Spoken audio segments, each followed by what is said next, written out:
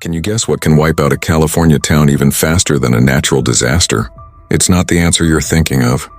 If you love road trips, enjoy listening to old stories, or you're curious about what really hides behind the California dream, then this journey is for you. Today, we're heading toward 10 California towns, places once filled with people, laughter, business, and dreams, until one day everything went silent. And this silence wasn't caused by an earthquake, fire, or flood, but by a much colder killer: the economy, shifting routes, and the ruthless passage of time. Before we begin, if you love hidden stories, forgotten towns, and echoes of lost history, make sure to subscribe to the channel. Your one click gives us the motivation to keep exploring these places.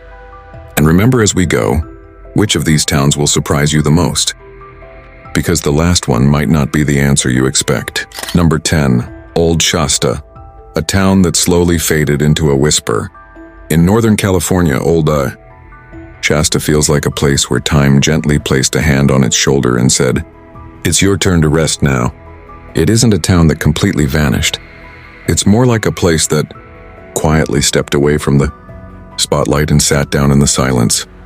The bricks, the walls, the empty storefronts, all of them seem to say the same thing. This was once a promise. During the gold rush era, this town was the lifeline of the North. Business, supplies, hope, and the bustle of people traveling from distant places kept it alive. But then, the railroad chose a different route. And when the path changes, fate changes with it. A new route doesn't just mean fewer people coming through. It means families packing up behind closed doors, a school with classrooms slowly emptying, and a church where the voices on Sunday grow quieter each week. Old Shasta didn't fail. It was simply left behind. And that's what makes it a heartbreaking yet strangely beautiful beginning. Number 9, Calico, the desert ghost that still knows how to put on a show. Deep in the Mojave Desert lies Calico, a ghost that didn't just disappear. It learned how to smile back.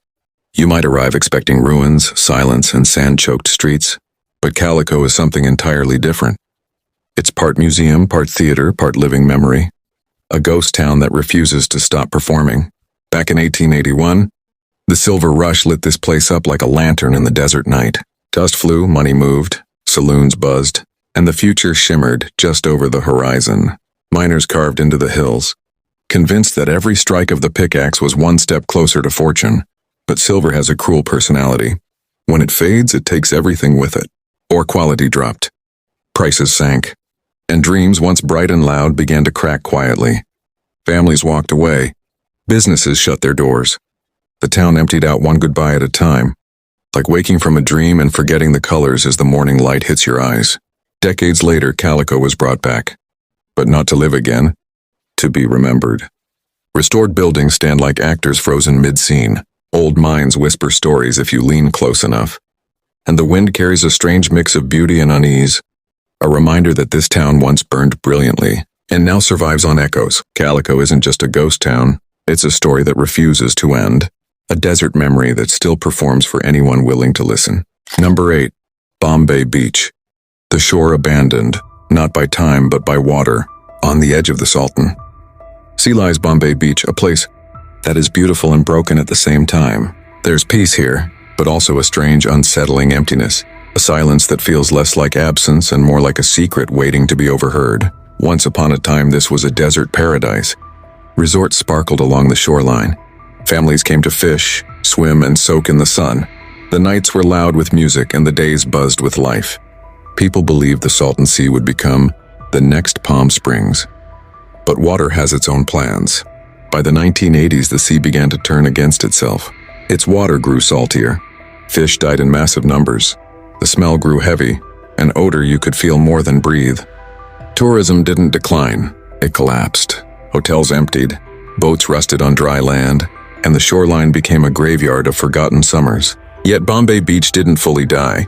Something unusual happened. Artists, wanderers, dreamers, and people who saw beauty in ruins arrived.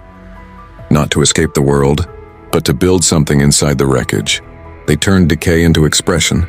Abandoned trailers became sculptures. Rusting playgrounds turned into surreal installations. Every corner feels like a piece of performance. Art left behind by someone who wanted to show you their dreams and their nightmares. Bombay Beach is the lowest residential community in the United States, sitting 223 feet below sea level. But spiritually, it's somewhere entirely else. Bombay Beach isn't a tomb. It's an experiment, a place where humanity and disaster live side by side, negotiating with each other in the language of art. It's haunting. It's inspiring. It's unforgettable. Number 7. Amboy, the desert outpost, forgotten by the highway. In the vast openness of Route 66 lies Amboy, not abandoned, just forgotten. Once upon a time, this tiny dot in the Mojave Desert pulsed with life. Travelers from across the world would spot a neon sign glowing in the distance. Roy's Motel and Cafe, a promise of fuel, food, and a few hours of rest. For road trippers, it wasn't just a stop. It was a lifeline. But in 1973, everything changed with a single decision. Interstate 40 was built, sleek, fast, efficient. And just like that, in one night, Amboy's heartbeat slowed to a whisper. No explosion. No disaster. No dramatic moment. Just a quiet shift in direction. A river of travelers turned away. And when the river moves, the oasis dries up. Gas pumps stopped clicking. Neon letters flickered out. The cafe's coffee pots cooled forever. And the sound of engines roaring past faded into the kind of silence only a desert can hold. Amboy still stands today. Its signs, buildings, and the iconic Roy's star-like relics frozen in time. People still stop here, but only to take photos, not to live, not to stay. It's a postcard from a world that speed forgot. A reminder that sometimes a town doesn't die because something destroys it, but because progress simply chooses a different path. Number 6, Ballarat, a quiet, unapologetic truth. Ballarat isn't a performer. It doesn't try to charm you, impress you, or dress itself up for photos. Ballarat is real. Almost too real. Founded in 1897, this place existed for one purpose: to keep the surrounding mines alive. Its streets were never meant for romance. They were meant for work, sweat, and survival. Miners came here covered in dust, chasing a future that shimmered faintly in the desert heat. But when the mines died, Ballarat dimmed with them, slowly, quietly, like a lantern flickering out as the last drop of oil burns away. It didn't collapse with drama. It simply sank into stillness. There are no polished ghosts here, no staged nostalgia, no curated beauty. What you see in Ballarat is the exact truth of what happens when ambition dries up faster than the desert wind. An old general store that once sold life's essentials now leans into time. Rusting trucks fade under the sun. A handful of structures stand like stubborn survivors refusing to fall. And the silence? It's not haunting. It's honest. Ballarat may not be pretty. It may not be romantic. But it is raw. And that rawness is its strength. It is a reminder that some towns don't become legends. They become lessons. Number 5. Drawbridge, the Bay Area ghost town reclaimed by nature. Drawbridge is unlike any other ghost town in America because it's closed to the public. You can see it from afar, like a secret the world agreed not to touch. Once a small community thrived here at the edge of the marshes, built around the railroad. Families lived, children played, and neighbors depended on each other to survive in a land ruled by tides and mud. It was modest, practical, and entirely human. But time had other plans. As the region shifted, infrastructure changed, and access became difficult. The town slowly emptied. By 1979, the last resident left. Now all that remains is the wind, the water, and the birds. The marsh has reclaimed its territory. The footprints of humans fade slowly under the tide, leaving no trace of the life that once hustled along these streets. Drawbridge isn't just abandoned, it's reclaimed. It's a ghost town absorbed by nature, a place where silence lives on purpose, and history lingers quietly in every reed and ripple. Visiting it in imagination feels like stepping into a hidden story, one that the modern world chose to forget, and the marsh patiently remembers. Number 4. Cerro Gordo, the mountain town where history breathes again. Perched high in the Inyo Mountains lies Cerro Gordo, a town that has died, and is quietly coming back to life. At its peak, around 4,700 people gathered here, chasing silver and lead, building homes, businesses, and dreams on the rugged mountain slopes. The town was alive with miners' ambition, the clatter of tools, and the stubborn hope that comes with chasing wealth in a harsh, high-altitude world. But like all boom towns, the era ended.